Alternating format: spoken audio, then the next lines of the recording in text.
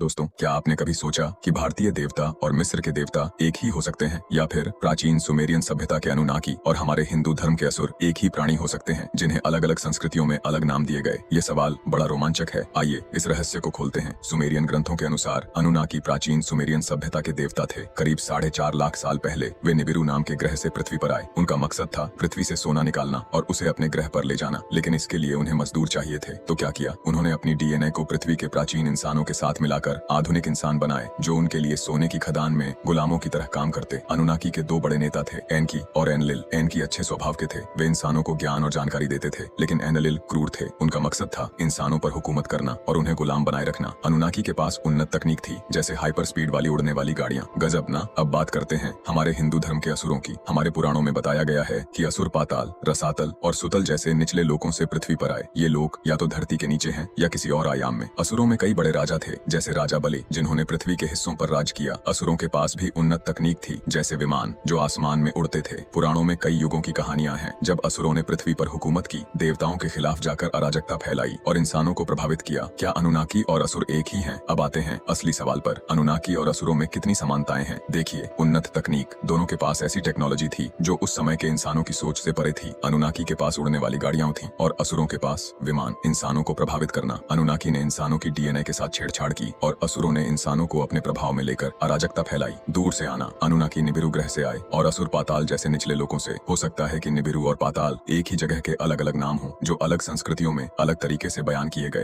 दोस्तों, आप इसके बारे में क्या सोचते हैं? प्लीज कमेंट में जरूर बताएं। आपका बहुत बहुत धन्यवाद।